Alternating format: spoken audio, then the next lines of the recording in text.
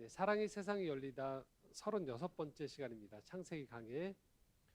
창세기 24장 61절에서 67절까지의 말씀으로 위로하시는 하나님이라는 위로를 주시는 하나님이라는 제목으로 함께 은혜를 나누고자 합니다. 자, 우리는 살면서 많은 만남과 이별을 경험합니다. 하루 동안에도 이별을 여러 번 경험해요. 다시는 안 만날 사람들이 있죠. 한번 인사하고 또 함께 한 자리에 있었지만 다시는 만나지 않는 사람들, 이별을 경험해요. 그렇기 때문에 어떤 이별들은 대단히 당연한 듯 여겨요. 하지만 어떤 이별들은 유독 그 사람의 마음에 오랫동안 남는 이별들이 있습니다. 우리가 살면서 이 이별이라는 걸 인생에서 피할 수 없다는 걸 알고 있어요. 때가 되면 다 누군가는 떠나게 되겠죠. 그런데도 누군가가 그렇게 우리를 떠났을 때 그 부재가 깊게 상처가 되는 까닭은 보통은 우리가 좋아했던 어떤 사람들이죠. 영향을 많이 받았던 사람들이죠. 그런데 기회가 되면 다시 보겠지라는 생각들이 우리 안에 늘 있는 거예요. 근데 이 다시는이라는 단어를 쓸 수 없을 때 우리가 많이 상처를 받게 되어지고 또 이 이별이 유독 우리 마음에 많이 남는 경험들을 하게 되어지죠. 여러분 한번 가만히 인생을 돌아보십시오. 여러분들 중에서도 여러분 스스로가 돌아보셨을 때 여러 만남들 중에서 유독 어떤 이별들이 여러분한테 깊게 그 자리 잡은 경우들이 있으실 거예요. 그 상처들이 뭐 가족일 수도 있고요. 또 자기에게 깊은 영향을 줬던 분들. 저 같은 경우도 제가 굉장히 존경했던 영향을 많이 주셨던 목사님의 그 하나님께서 부르셨다라는 소식을 접했을 때 하루 정도는 굉장히 이게 먹먹함이 마음에 깊게 남더라고요.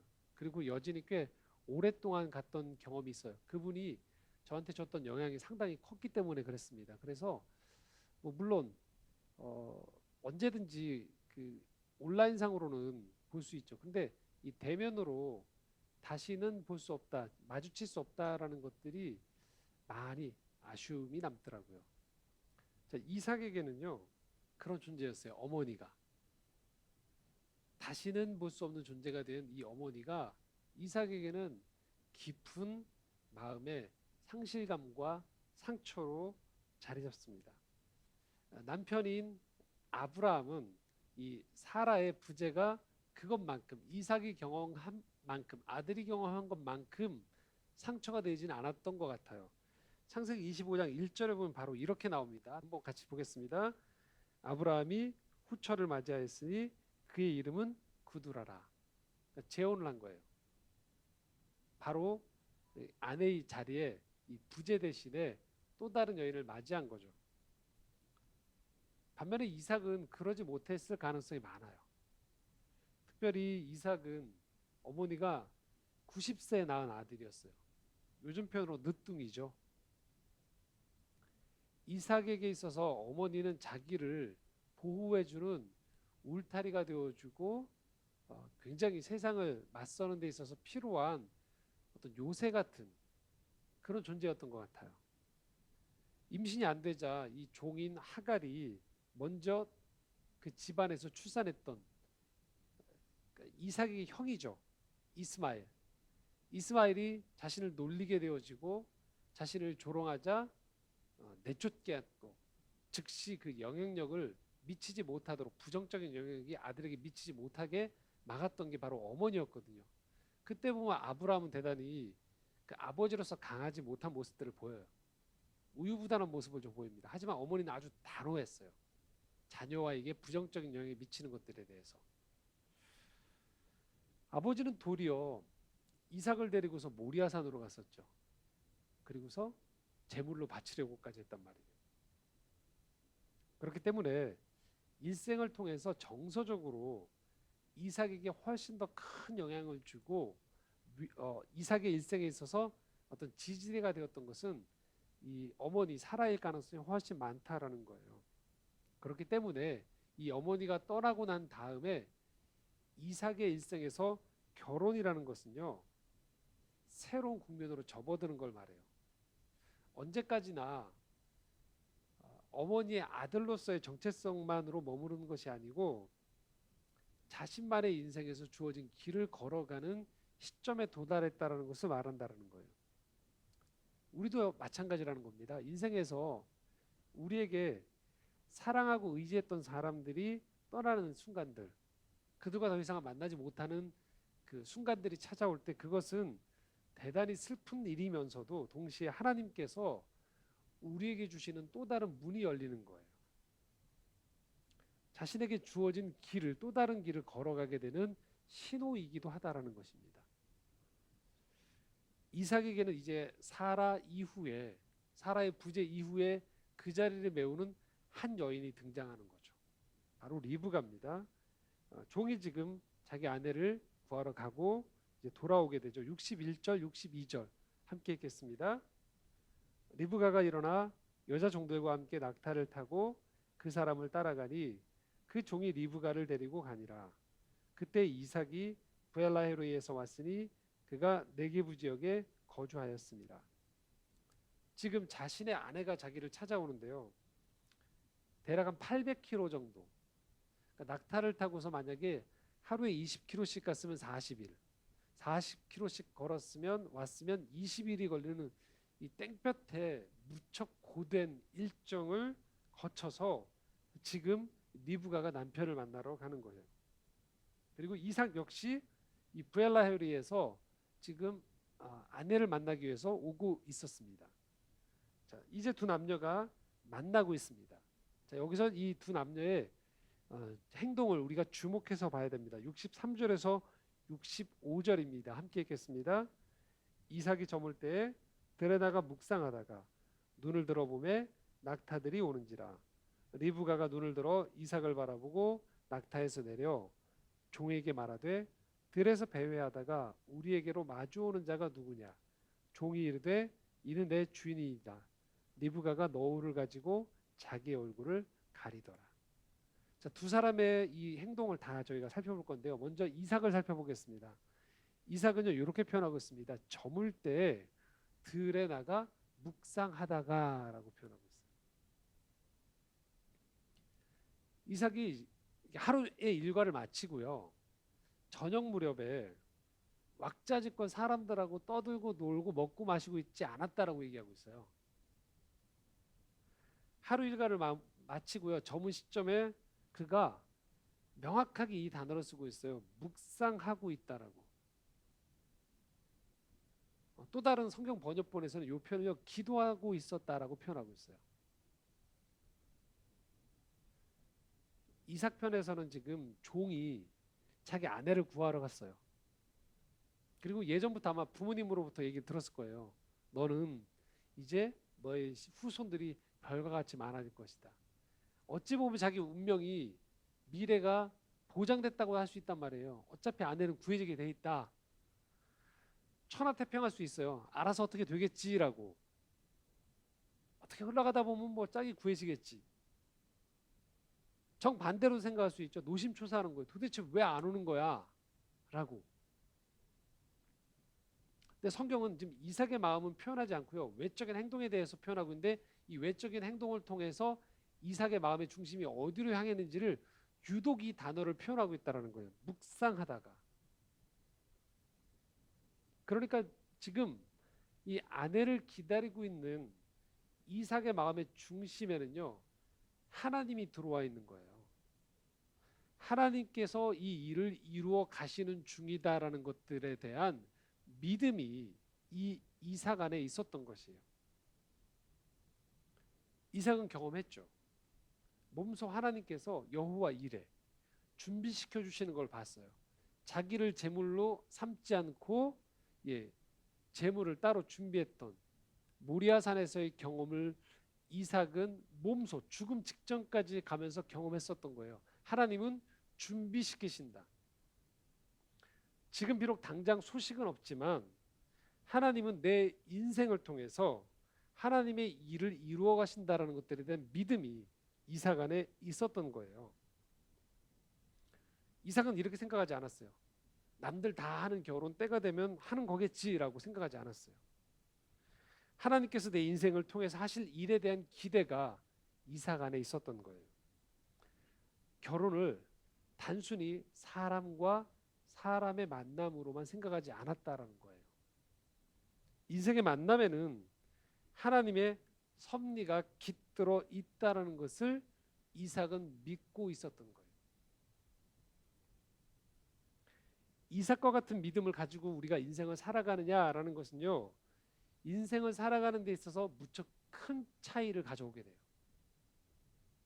결혼을 비롯해서 우리 주변에서 중요한 일상들이 많이 흘러가고 있습니다. 그런데 이 모든 관계와 선택의 순간에서 이 기준으로만 판단하는 사람들이 있어요.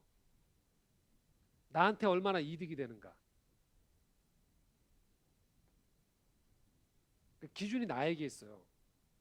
그리고 이게 나한테 얼마나 이득이 되는가. 결혼을 그렇게 보죠. 친구 사이를 그렇게 보는 거예요. 직장을 선택할 때의 기준도 오로지 이게 지금 나한테 얼마나 이득이 되는가로만 초점을 맞출 수 있다는 거예요. 자, 이득을 나에게 도움이 되어진다는 게 나쁜 건 아니죠, 결코. 어떻게 내가 손해보는 쪽으로만 달려가겠습니까, 인생이? 그런데 선택의 가장 중요한 그 지점이 내가 중심이 된 상태에서 나에게 이득이 되어지느냐로만 판가름할 수 있는 사람들이 있다는 거예요. 다른 사람들이 있다는 거예요. 신앙이라는 건. 그것은 내 만남 속에서, 내 선택 속에서 하나님의 뜻을 구하는 거예요. 하나님의 인도하심을 구하는 거예요. 지금 당장은 이득이 되어지지 않더라도, 또는 저 선택을 하면 훨씬 더 많은 이득이 있을 것 같지만 이쪽은 저쪽보다는 좀 더 이득이 덜한 거예요. 하지만 하나님께서 인도하고 계신가라는 것들을 유심히 자기 마음에서 살펴보는 사람들이 있어요. 만남에서, 일에 있어서 어려움이 좀 오더라도, 손해가 오더라도 이것들 속에 깃들어 있는 하나님의 뜻과 섭리를 신뢰하면서 받아들이고, 그냥 그걸 받아들인 상태에서 가만히 있는 것이 아니고요, 이 받아들이고 난 다음에 이것을 더 나은 관계로 만들기 위해서, 더 좋은 일로 만들기 위해서 노력하는 사람들이 있다라는 거예요.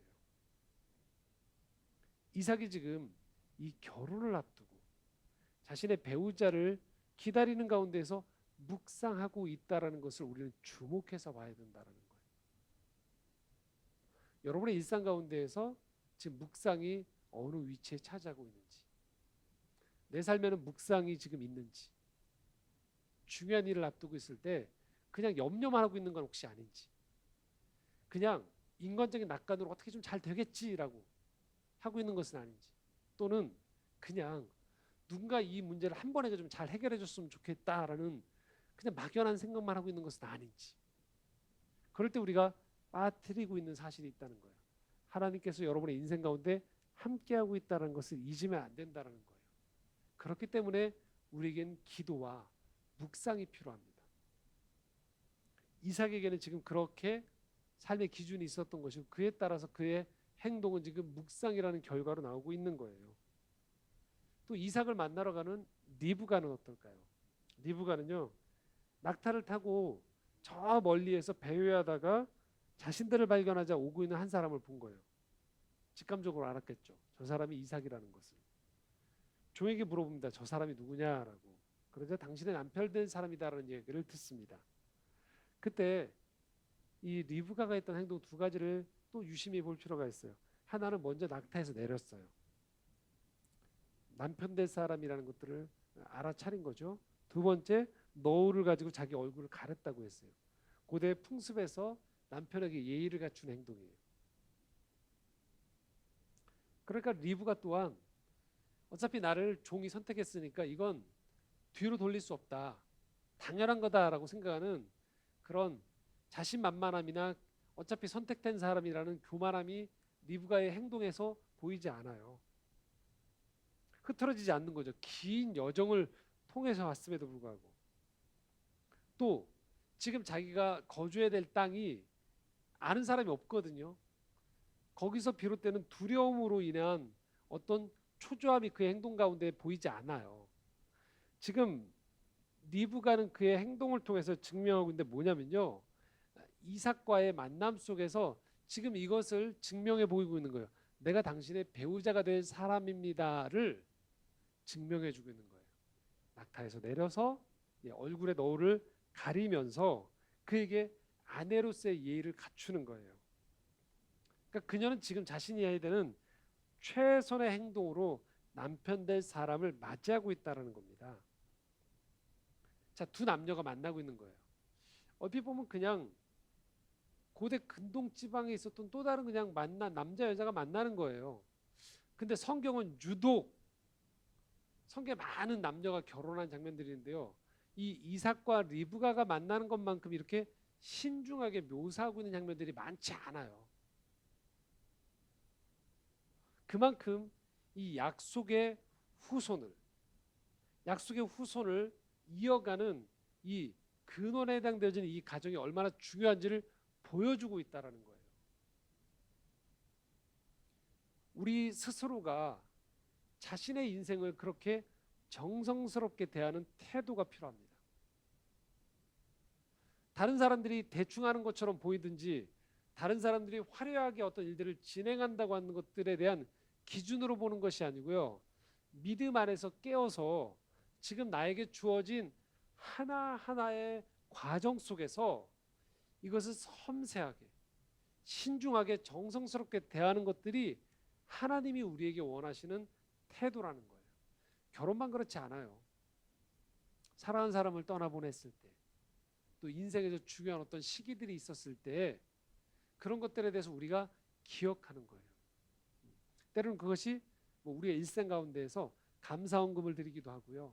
또는 예배로 드리기도 하고 내 스스로의 혼자의 개인 처소에서 하나님 앞에 감사함으로 이런 것들을 또는 회개함으로 또는 이 모든 것들에 대한 하나님의 인도함에 대한 예배로 이런 것들을 올려드리는 것들이 중요하다는 거예요. 지금 이 두 남녀가 만나는 이 순간에 성경은 이것을 아주 현미경으로 들이대면서 이들 만남 가운데 하나님이 얼마나 섬세하게 인도하고 계시며 이들 또한 그것을 얼마나 섬세하게 반응하는지에 대해서 보고 있다라는 것을 기억할 필요가 있다라는 거예요. 자, 66절, 67절 이제 이들의 이런 만남 후에 벌어진 일들을 보겠습니다. 66절, 67절입니다. 함께 읽겠습니다.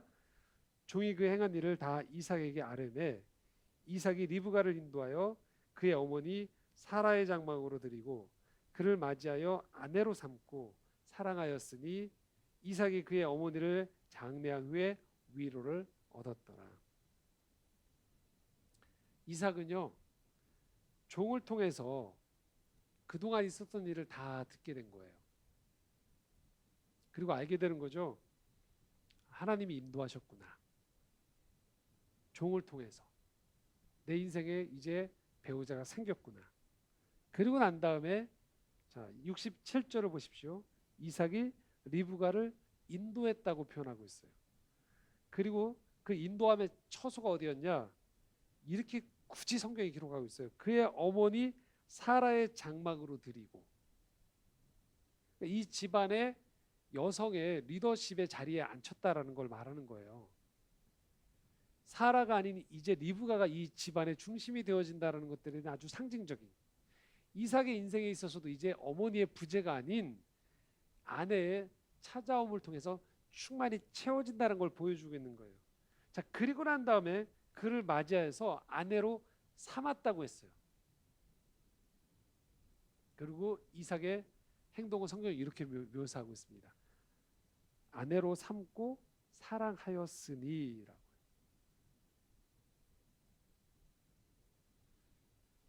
인문학자들이 이야기하기를 결혼할 때 이 사랑이란 개념이 들어온 지가 얼마 안 됐다고 해요. 몇 세기가 안 됐다는 거예요. 우리도 알다시피 조선 시대 때나 우리도 유럽에서도 보면 결혼할 때 가문에서 집안 어른들이 맺어주는 경우들이 많았잖아요. 이 당시 이 고대 근동 지방을 생각해 보면 지금 우리식의 로맨틱 그거 그림으로 생각하기보다는요. 조금 더 고대의 풍습으로 생각하기 훨씬 더 어울리겠죠. 이 장면에서는요.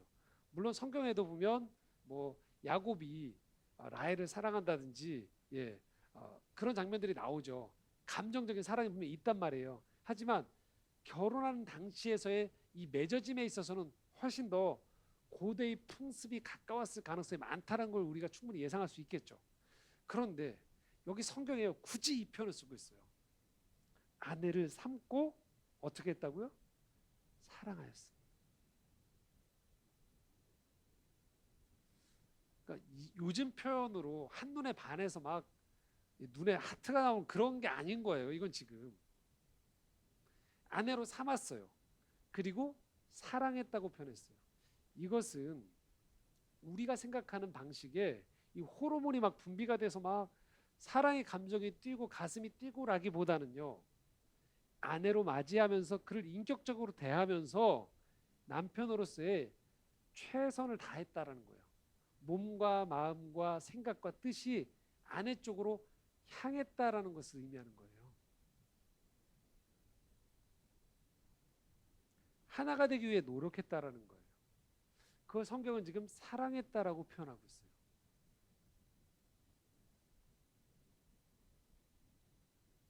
그러자 이삭에게 찾아온 변화가 무엇일까요? 오늘 성경에 이렇게 표현하고 있습니다. 아내를 삼고 사랑하였으니 이삭이 그의 어머니를 장례한 후에 위로를 얻었더라. 가만히 우리가 이 본문들을 살펴보면요. 성경에 무척 섬세하게 써 있다는 걸 알 수 있는 거예요. 어머니가 떠난 그 자리에 마흔이 된 아들이 상실감을 가지고 인생을 살아가고 있었을 때 한 여인이 자신의 아내로 찾아오는 거예요. 하나님의 인도하심 속에서. 그리고 그 여인을 아내로 맞아들이고 사랑했어요. 그러자 이삭의 인생 가운데 이제 어머니로 인해서 얻었던 그 부재의 상실감이 자리를 내주고 그 자리에 아내로 인한 사랑의 충만함이 찾아온 거예요. 행복감이 찾아온 거예요. 삶의 만족감이 찾아온 거예요. 그것은 성경에서는 위로를 얻었다라고 표현하고 있습니다. 여러분 이 위로를 누가 주셨을까요? 하나님이 주신 거죠. 이 위로를 얻었다는 건 이제 이삭의 인생에서 이삭만의 인생이 펼쳐지는 것을 의미한다는 거예요. 그러므로 오늘 우리가 이 이삭의 결혼, 이삭이 위로를 얻는 과정을 통해서 하나님이 우리 인생을 어떻게 다듬어 가시는지 만들어 가시는지를 살펴볼 수 있어요.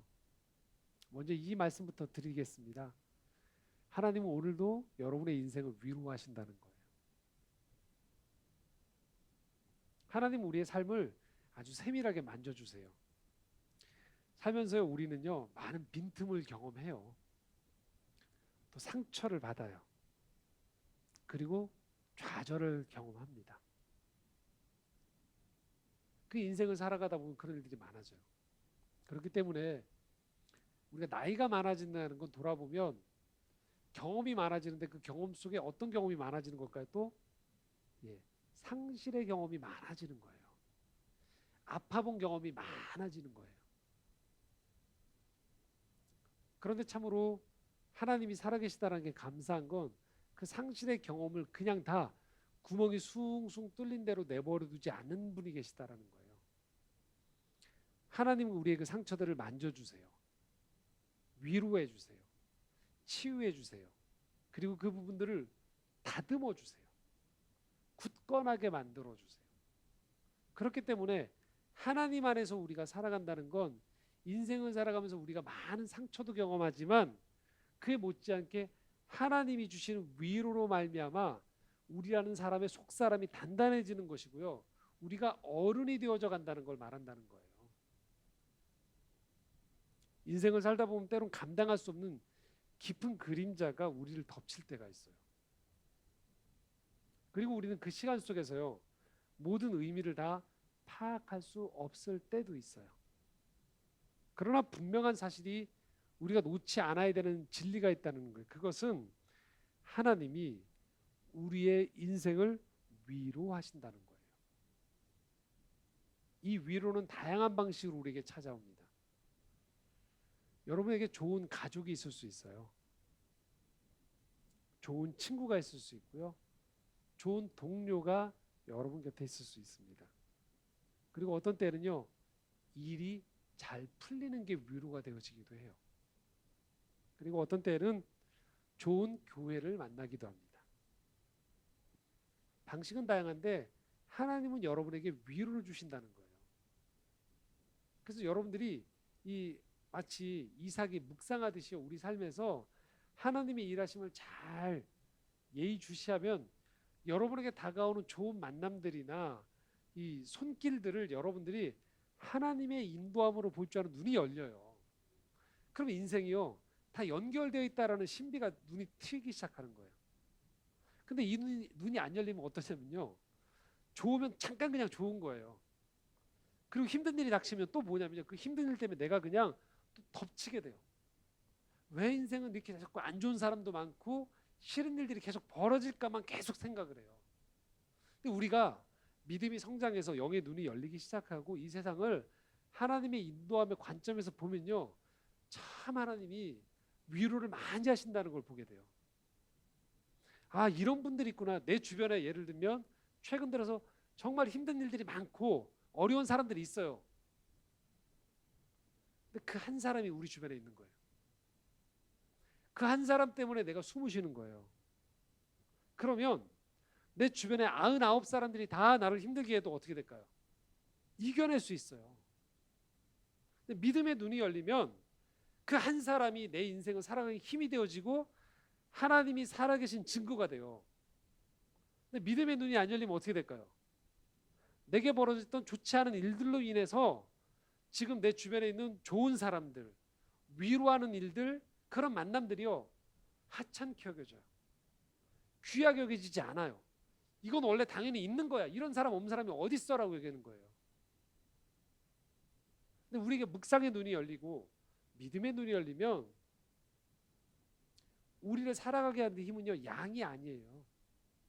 질적으로 내 깊은 속마음을 알아주고 헤아려주고 지켜주는 그 한 사람이 있을 때, 그 한 순간이 있을 때, 그 한 마디가 있을 때 우리는 살아가는 존재들이에요. 왜 그럴까요? 우린 영적인 존재이기 때문에 그래요.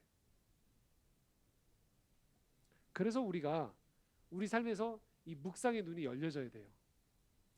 주일에 예배를 한 번을 잘 드려야 돼요. 왜요?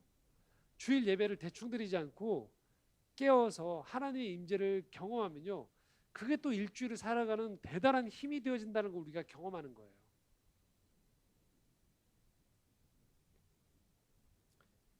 그냥 인간의 눈으로 보면 이 세상은 치열한 경쟁 사회로만 보여요. 다 누가 나를 잡아먹을까, 나를 이용해 먹을까, 이런 사람들만 있는 것처럼 보여요. 그런데 믿음의 눈으로 이 세상을 바라보면요, 그렇지 않은 사람들도 많다라는 것들이 보이기 시작해요. 나를 지켜주는 사람들, 나를 응원해주는 사람들, 나와 함께하는 사람들, 내 손을 잡아주는 사람들이 있구나라는 것들을 보기 시작해요. 그래서 이 세상에 보면요, 서로를 위로해주고 지지해주고 그 사람들 속에서 더불어 살아가며 인생의 행복을 느끼고 고난 중에서도요, 넉넉히 이겨내며 자신에게 주어진 인생의 길을 가는 사람들이 많다라는 걸 우리는 잊으면 안 됩니다. 하나님의 위로는 오늘도 이 세상 속에서 계속 되어지고 있습니다. 들어오셔서 주보를 보신 분들, 아니면 조금 있으면 제가 광고 때 설명해 드릴 텐데요.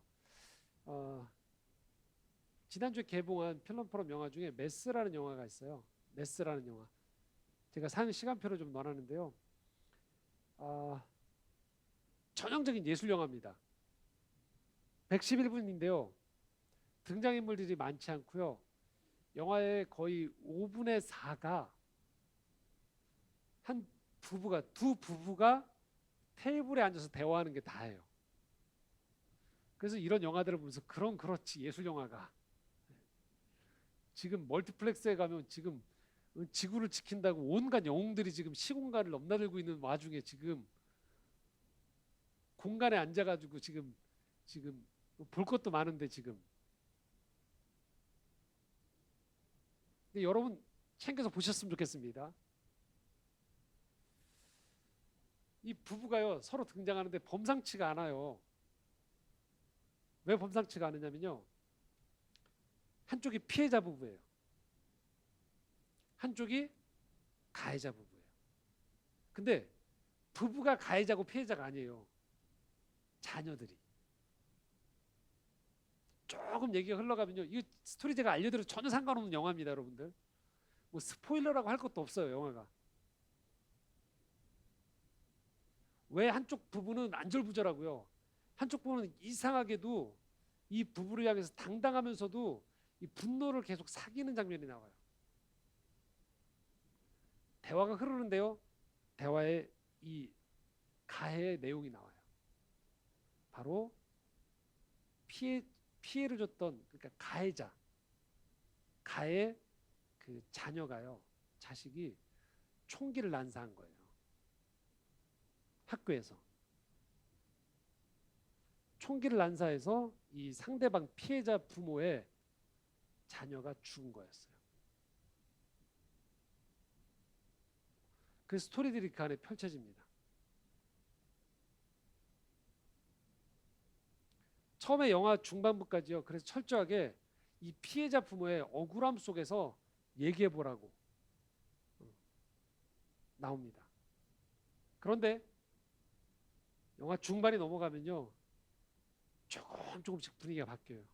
왜일까요? 가해자를 낳았던 부모 또한 자녀를 너무 사랑했었어요. 자녀의 상태를 보면서 병원에 가기도 하고요. 계속 자녀를 최선을 다해서 키웠던 거예요. 자녀가 어느 순간부터 음모를 꾸몄던 걸 전혀 몰랐던 거죠. 그래서 자신의 사랑했던 그 자녀가 세상을 향해서 총기를 난사하고 살인자가 되어지고 자기 스스로도 목숨을 끊어서 세상을 떠난 상황이 부모 입장에서도 받아들여지지 못하는 거예요. 쉽게 말하면 부모 또한 가해자의 부모 또한 사실은 뭐였을까요? 피해자였던 거예요. 그래서 영화의 맨 마지막 지점은 결국은 우리 모두가 피해자라는 것들에 대한 것들이 이 대화 중에 서로 간에 일부러 위로하려고 하거나 그런 장면들이 아니에요. 그냥 자기네들의 이야기를 최선을 다해 이야기해요. 이 피해자 부모도 내가 얼마나 우리가 상처받았는지를 얘기하고요. 정확히 가해자 부모 또한 자신들의 미안함과 더불어서 자신들의 인생에 찾아온 이 완전히 분해가 되어진 인생에 대한 이야기를 건네요. 그리고 서로가 맨 마지막 장면에서 엄청난 일들이 일어나지 않아요. 서로를 이해하고 이 부부들은 각자의 길로 돌아갑니다. 이 만남의 장소가 제공됐던 게 어느 교회의 한 사무실이었던 거예요.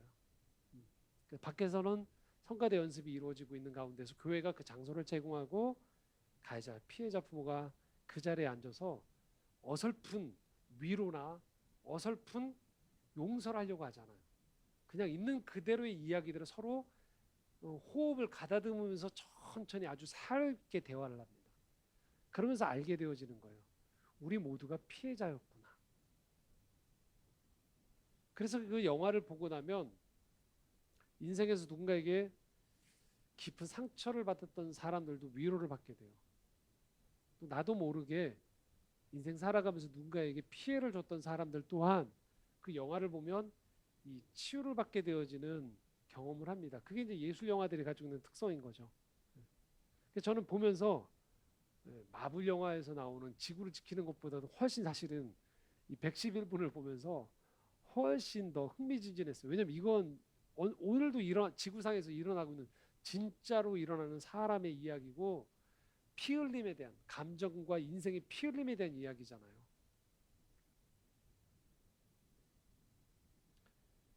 그래서 오늘도 우리는 인생을 살아가면서요. 의도하지 않게 누군가를 피해를 주기도 해요. 그리고 우리가 피해를 입으며 살아가요. 하지만 여러분 기억하십시오. 우리 중에 누구도요. 이 위로가 필요하지 않은 사람은 없다는 거예요. 여기 있는 여러분 모두가 우리에게 위로가 필요합니다. 그리고 그 궁극적인 위로는요, 하나님으로부터 오는 위로예요. 인간끼리의 그냥 적당한 선에서의 변상이 아니에요. 우리 마음 깊은 곳에 영혼의 상처가 아물어야 돼요. 만져져야 돼요. 눈물을 닦아줘야 돼요. 그 일은 하나님으로부터 오늘 오고 있는 것입니다. 이 땅에서. 그리고 하나님은 우리가 그런 위로를 받기 원하시고요. 더불어서 우리가 그런 위로자가 되어지기를 바라세요. 마치 이삭에게 이 리브가란 여인이 위로가, 인생의 위로가 되어지고 치유가 되어지며 살아갈 또 다른 문이 열렸던 것처럼, 하나님은 우리가 인생을 살아가면서 우리 이웃들에게 위로하는 리브가 역할을 해주기를 원하시는 거예요. 그렇기 때문에 하나님은 오늘도 우리에게 많은 위로를 주세요. 우리의 상처받음을 치유할 수 있도록, 회복할 수 있도록 그 경험을 하는 거예요. 그 경험 속에서 치유와 회복을 경험한 가운데에서 또 다른 치유자로 나아갈 수 있도록 우리를 부르신다는 겁니다. 여러분 인생에서 그래서 깊은 파도 계속 나오는, 퍼내도 계속 샘솟는 인생의 상처와 실패감과 트라우마와 어둠 있고 그림자가 있으니까 여러분 뭘 말할까요? 여러분한테 하나님이 필요하다는 걸 말하는 거예요. 네 부모는, 내 친구는, 내 인생의 어떤 권위자들은 너에게 그런 상처를 주었을지언정 나는 그걸 기뻐하지 않는다는 거예요. 나 또한도 마음 아파한다는 거예요. 그리고 그것을 회복하고 치유하기 원하신다는 거예요. 그래서 우리에게 하나님이 필요합니다. 하나님은 능히 우리의 상처를 치료해 주시는 분이에요. 위로해 주시는 분이에요. 그러므로 여러분, 세상을 바라보고 그냥 나만을 바라보기 이전에 여러분의 깊은 실패와 좌절과 상처 속에서 하나님을 바라보십시오. 위로하시는 하나님이 여러분에게 찾아오신다는 거예요. 그냥 일이 잘 풀리게 해주세요. 주변에 그냥 좋은 일만 생기게 해주세요. 이렇게 기도하기보다요, 하나님 내 마음의 깊은 이 그림자와 골짜기 속에 찾아와 주십시오. 만져주십시오. 내 두려움을 아시는 하나님, 인생의 눈물을 아시는 하나님, 나의 하나님이 되어 주십시오. 그럴 때 우리는 인생에서 또 다른 장이 열리게 되어지는 거예요. 나를 위로하시는 하나님을 만나게 되어지는 겁니다. 여러분, 우리의 인생은 그렇게 만만치 않아요. 많은 사람들이 나를 폄하하기도 하고요, 나를 무시하기도 하고, 나를 위축되게 만들기도 하고요, 때론 나를 이용하기도 해요. 그런 사람이 없었으면 하지만 그럴 리가 없어요. 존재합니다. 지나가기만 해도 우리는 상처를 받잖아요. 예? 종이 하나만 잘못 건네도 여기 손에 피어서 피가 나기도 하는 그런 연약한 존재가 우리라고요. 그렇기에 우리에겐 하나님이 필요합니다. 오늘도 우리를 위로하시는 하나님을 통해서 우리가 치유와 회복을 경험하며 우리 주변에 있는 소중한 일상을 우리가 망가뜨리지 않아야 된다는 거예요. 누구보다도 인생을 진실하게 보면서 우리가 위로받고 또한 위로하며 살아가는 인생이 되어질 필요가 있다는 겁니다. 말씀을 정리하겠습니다. 그냥 결혼처럼 보였어요, 한 남녀가. 그런데 그 결혼을 통해서 하나님은 한 사람의 깊은 인생을 회복하고 그것을 통하여서 이제 별과 같이 많아질 후손을 예비하는 통로로 삼으셨어요.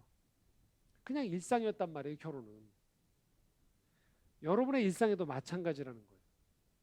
우리가 경험하고 있는 이 일상 속엔 하나님의 위로의 힘이 숨겨져 있습니다.